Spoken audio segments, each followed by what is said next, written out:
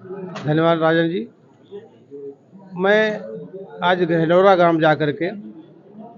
वहाँ पर जो बातचीत हुई, जो मौके पर जा कर के फसल के संबंध में देखा,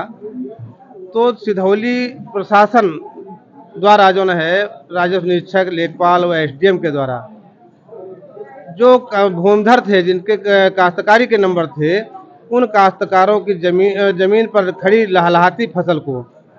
एकदम निर्दयता के पूर्वक, जैसे मान लीजिए किसी को जो है कोई दया ना हो, उन गरीब किसानों की फसल को ट्रैक्टर द्वारा जुतवा दिया गया। ये पहली बात तो ये तो भूमधरी के नंबर थे। इसमें किसी के व्यक्ति को कोई अधिकार नहीं है किसी भूमधरी नंबर को जोतने का अधिकार हो। यदि कहीं से गांव सभा की जमीन होती या गांव सभा की जमीन पर किसी ने कब्जा किया होता, उस स्थिति में उस व्यक्ति को नोटिस जाती है तहसील प्रशासन द्वारा, और तहसील से नोटिस जाने के बाद उसको समय दिया जाता है कि आप जो है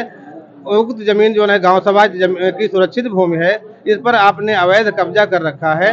इस अवैध कब्जे को जो है आप जो है इसको खाली कर दें। यदि वो खाली नहीं करता है, उस स्थिति में उसके ऊपर धारा 67 की उत्तर प्रदेश राजस्व संहिता की धारा 67 है, उस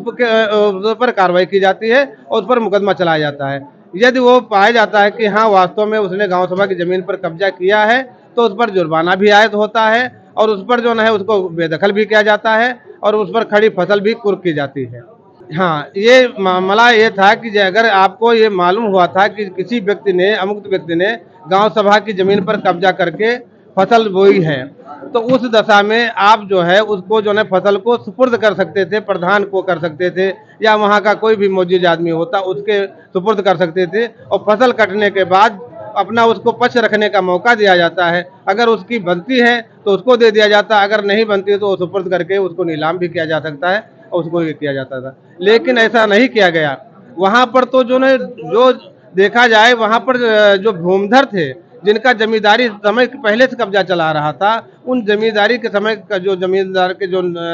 काश्तकार थे, उन जमीनों को रौंदा गया, उनको जो जोता गया, ऐसा किया गया है।